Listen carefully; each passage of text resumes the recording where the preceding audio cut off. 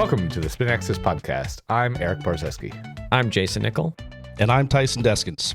Real quick, pause this, go hit the subscribe button, share with a friend, and then hit play again. And tell all your buddies. All of them. So thank you for it. All of them. It's going to make you play better golf.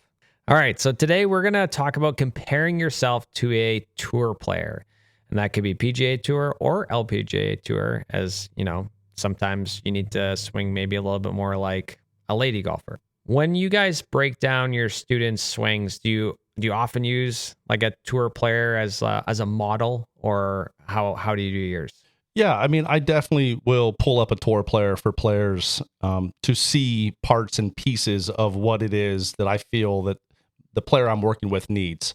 I use TrackMan in my studio, and I like one of the recent updates that TrackMan had. There's a little bit of AI since AI has taken over the world, right? It brings up what I call bubbles. There's a bubble on the center of your chest and a bubble on the center of your pelvis. I think James Leitz called them grapes back in the day when he started to talk about those. I just call them bubbles, and it shows, you know, how your pelvis and chest are moving laterally, how they're rotating, and oftentimes I'll pull those up to show a player, hey, here's Rory with a driver. Maybe a player's early extending. You can see that pelvis bubble move closer to the ball, and you'll see Rory, how he controls his pelvis bubble. It's not that I'm saying you need to do everything that Rory's doing, because there's only one of Rory, but it's to highlight some of those pieces for sure. Yeah, I use tour players to demonstrate one specific piece that they kind of overdo a lot. So, for example, I use Rory a lot for rotation of his chest without like doing a whole lot with his arms. His arms stay really well in front of him.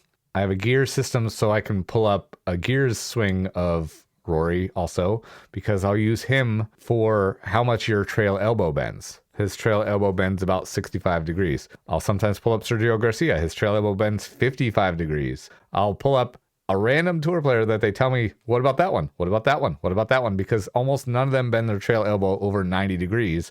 And yet if I take a video of them from the right angle, so I can kind of be parallel to or perpendicular to the plane of their right arm or their trail arm, they'll bend their arm 140 degrees or 120 degrees or something like that. And they're like, oh, it needs to be that wide. Okay, I see that. And I often like to pick a tour player that exaggerates the thing. For example, a lot of people thrust their pelvis toward the golf ball during the backswing, and I have a video of Dustin Johnson where his pelvis clearly moves almost away from the golf ball during the backswing. He has negative thrust, right, on that video. And so you need to feel some of this. You don't need to do all of this, but you need to feel some of this, because what you do is the opposite. So that's how I tend to use tour players. I do not use tour players to say, like, you need to swing like Justin Thomas in the totality. Yeah. Because that's Justin Thomas's swing. And if you can borrow a piece to make your swing better, that's all we do. Yeah, that's bang on. I'm the same way. I mean, taking Justin's swing for a perfect example is of a couple students that shallow the club like crazy. It's just their superpower. It's insane. They came to me and they're swinging like 12, 14 degrees into out. I'm like, okay, what elements can we add into your swing to lessen that? Right? Well, we've got the hands a little bit higher, like JT's, where we're going to lessen some of that like hand path and the club path because of that. So like, okay, perfect. So I use his swing as like, look at how his hands work, where your hands should roughly be at the top. But yeah, it's not like, okay, I want you to swing exactly like, you know, JT. Yeah.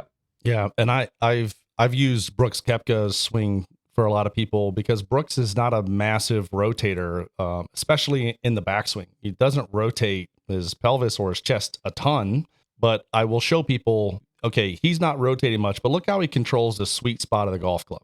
Right? The sweet spot of the golf club is not tipping out in front of his hands and he's coming, 15 across it. He's still controlling the sweet spot with limited rotation.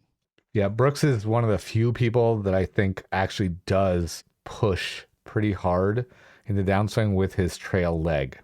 Absolutely. Because it's like a driving baseball type swing. He's one of the few guys that will do that. And so I don't use Brooks for that very often, because I think for most people that's tough. They can't get the rotation they need and some other things, but he definitely pushes off the trail leg hard. For the other things that you talked about, he's one of the few, to be clear. Most people are not pushing off their trail leg. And by most people, I mean most tour players are not pushing off the trail leg during the downswing. Yeah, he's just outliner. Right. They're falling a little bit forward and then pushing hard on the lead leg very early in the downswing. But anyway, yeah. So there are some people that say, okay, your body type, pick a tour player with the same body type as you and then swing like them. So if you're built like Carl Pedersen, or you're built like Will Zalatoris, or you're built like, nobody's built like Dustin Johnson, but like whatever, if you're built like this guy or that guy or this short guy or this tall guy or this round guy or whatever, swing like them. Yeah, we wish. Once again, we all have different limitations, different mobilities. Again, these guys are some of the best athletes on the world. I mean, it's not a bad thing to take a look at somebody who's 6'5" if you're 5'5", right? But you can still pick pieces out of what the 6'5" guy is doing, right? Yeah. Yeah, the thing that I find with that is that's their swing since they were like 12. So like their body type when they were 12 is not like what your body type as a 52-year-old is right now. Like what are you doing? Like, It's a good one. it feels completely strange to be like, that's been their swing for a long time. It's not like Justin Thomas is like, oh, I grew 3 inches this summer. I need to completely change my swing to be more like this guy. I need to swing like Dan Pohl now.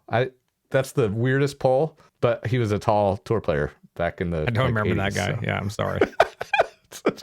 Such a dumb poll, but whatever. Dan Pohl, Yeah. you got to mention on a podcast in 2025 somehow. Love it. Hello. If you're still with us, reach out, say hi.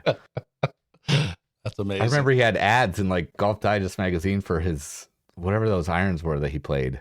He was good for a couple of years. But yeah, anyway, he hit it far, if I remember right. He was a long hitter. Long hitter, Dan Pohl, the llama. Anyway, AMG tells a story about how they had a tour player coming in and they were finishing up a lesson with a regular guy, and the regular guy leaves, and the tour player's like, oh my God, if I swung like that guy, I couldn't hit the ball. It's true. Tour players, when you look at their swings, they're often very simple. Very simple. Amateurs make the swing so much more complex than it needs to be. The sweet spot's going all over the place. I call it waving around. You know, they're rolling their wrists this way. They're rolling their arms this way. You know, we just did our rotation episode. It probably came out the week before you're listening to this one. There's a lot of rotation. There's a lot of shifting. There's a lot of movement. There's just a lot of everything going on all over the place. And tour players just kind of, they don't not move. They still move athletically, but they're just Simpler. It looks fluid. Yeah. Even Nick Price's swing has a fast tempo, but it didn't have a whole lot of movement. No unnecessary movements. They're all mostly on plane. They're directing forces in the correct motion, in the correct direction. There's not a whole lot of off-axis rotation and forces and all that stuff. I mean, it's funny. I had a student in here a couple of days ago. Guy had never seen a swing on camera, and I videotaped it. Obviously, showed it to him, and he's like, "That was the swing I just made right there." I'm like, "Yeah." He's like, "Why do I have the club just whipping all over the place?" Yeah, I don't know. I don't have that answer. I could tell you what it should roughly feel like. And so we did a couple things, and it was, just some forearm rotation as soon as he's working off that golf ball. And he's like, I feel like I'm doing nothing. Great. Like, how much easier is that? Yeah. And he's like, it's so much easier. Like, why have I been putting all this force into like my other swing when I can make that, and that's all I need, and that's where I get it, the top of my backswing? I'm like, yeah. He's like, okay, this is awesome. What do I do now? I'm like, well, now I need to do it like 7,000 times to ingrain it. But how does that feel? He's like, this feels amazing. Okay, well, that's just a simpler swing. You were making it harder than it needed to be. This episode of the Spin Axis podcast is brought to you by Smart to Move, the game changer in golf performance. Their 3D wireless force plates measure your swing from the ground up, giving coaches and players the data they need to unlock more power, consistency, and control. Lightweight, portable, and paired with an easy-to-use iOS app, Smart to Move plates make it simple to see exactly how you're using the ground and how to use it better. Myself, Erik, and soon Jayson will all be coaching with them because you can't measure what you can't see. Stop guessing, start measuring. Visit smarttomove.com to take your game to the next level. There's another way that people use tour players, and this is the way I don't like. A guy he put up a video of his son who was hitting the ball off the inside of the hosel, like off the shaft, basically. Couldn't get the ball in the air. Was like, he has a tournament this weekend. We need to get the ball in the air. I don't know what's going on. And his son basically took it back with like no hinge, and then everything kind of collapsed and the arms ran on way far behind him and all that stuff. And everyone's like, he needs to curtail the arm runoff and do some stuff with his hips a little bit too. And the guy comes back with a picture of Bryson that looked kind of similar. It had some things in common. A, it's 2D, and B, the kid didn't grip it like Bryson. He didn't have a body, or the rest of his move wasn't like Bryson. Doesn't have the speed. Yeah. Bryson stopped at, 30 degrees above horizontal. This kid dipped down below horizontal. Nothing else was the same. You can't just look at a tour player and say, well, Ray Floyd rolled it inside. We've talked about that on a previous show. Ray Floyd rolled it inside. Well, yeah, you're not Ray Floyd. And Ray Floyd also kind of hoisted it up the top, and then it kind of settled down. You're like waving it around all the whole rest of the time. So no, you're not Ray Floyd. You're not Ray Floyd Jr. And the kid didn't take 50 million swings on the circle thing at Mike Shy's place that Bryson did as a kid, right? Yeah, he hasn't done that. You can't use a tour player, especially in 2D. Let's be clear about that. You cannot necessarily look at a swing in 2D. I have a picture. It was happenstance that I found it, but I have a picture of Rory McIlroy at the top of his backswing, and it looks like his left arm is way across his chest. Because of the camera angle, because it's 2D, it compressed everything. It was probably shot from pretty far away. And I show people this, and I cut it off at the bottom of his feet. And I show them the picture of just its feet up, shows Rory McIlroy with a driver at the top of his backswing. And it looks like his left arm is way across his chest. Looks like it's pinned to his chest. Now, if he's swinging gears, his adduction angle is about 63 degrees. It's pretty wide. There's a lot of space from his chest to his left arm. About 2 on a clock face. About 2 o'clock. Listen to That's the previous a callback episode. to a previous episode. It's Jason's weird Canadian clocks. Anyway, if you scroll down then and you show below his feet, the sun is shining right through the hole created by his right arm and left arm down his chest, and you see how massive that triangle is, and you can see how much space there is and how far off his body his left arm is. People who pull their trail elbow way around their body but don't rotate, oftentimes their trail arm will look like a tour player at the top, and they're like, I think this position at the top of the backswing is very good. And you're like, yeah, except your trail arm is rotated around your body an extra 45 degrees more than it needs to be. Because in 2D, you can't compare that to a tour player. Now, we all coach enough that we can look at a picture and kind of see like, that doesn't look right. It's probably too far around there and stuff. And we can see those things. But when you flatten a 3D thing into 2D, it becomes very tough. So be very careful looking at tour players' pictures. Yeah. To your point too, Erik, like you said earlier, tour player swings are typically so simple, right? There's not a lot of excess moving parts and pieces. Oftentimes I'll show players just tour player setups. When you see a player in front of you and their setup is just so far off, and you put up, again, you name it, you put Rory, you put JT, you put anybody up there, and you just compare their setups, and they're like, wow, why do I push my hands so far out in front, or why am I tilted so far back? Just simple things like that, I think, for people can go a long way. Yeah. And what's your guys' take on some of my favorite stuff is showing a drill that a tour player uses and knowing why they're using it, and then helping, a student with like, okay, you might want to try this drill out. This from, Tommy Fleetwood or JT. Give us an example. Well, Tommy Fleetwood's, we've got obviously he's got the main one he always sets up. People are like, it's famous for, people see it where he's got the yoga block outside the ball, and then he's got a alignment stick down on the ground for like his takeaway into like where his, club plane is into the backswing and the downswing. That's like one of the ones where it's like, okay, if you're just struggling with hitting it out of the heel and you don't know why you're hitting the heel, just try this drill out, right? It's going to do 2 things for you. If you can't do it, clearly your face is probably out of position or way too early into your swing. So that's a really good drill for him.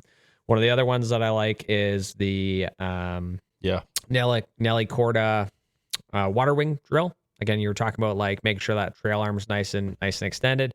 I give that to people that, I get them to just order it on Amazon, and they're like, I can't not crush this water wing. I'm like, well, you see why we want to do this drill. They're like, I can't believe that people are more than this. I'm like, well, yeah, because how many years have you just collapsed that trail arm, just folded it because it feels powerful. Yep. But it's not. It's actually stealing you of, like your hand path, your arc depth, all the stuff that you want to create, club head speed. I'm old enough that I remember Pontiac commercials that said wider is better. And so I cite that to, my 40 plus year old students.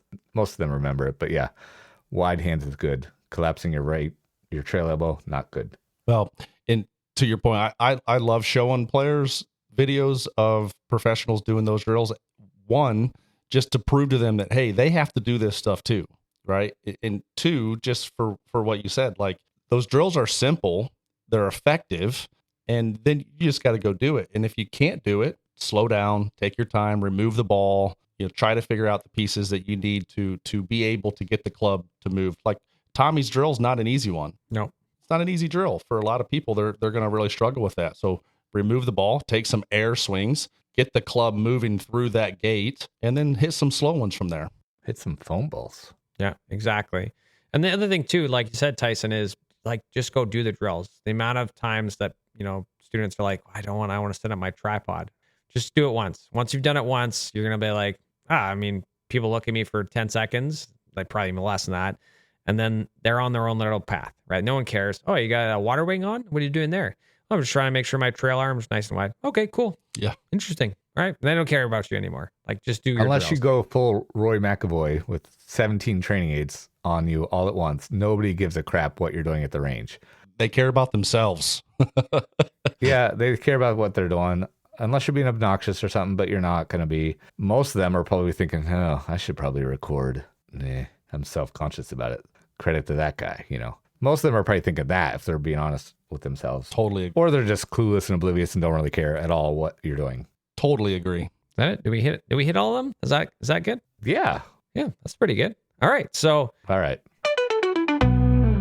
I mean, love chatting with you guys. If anybody out there has any questions about, why a tour player does this or why they do this drill, feel free to message us on social media. We'd love to chat with you.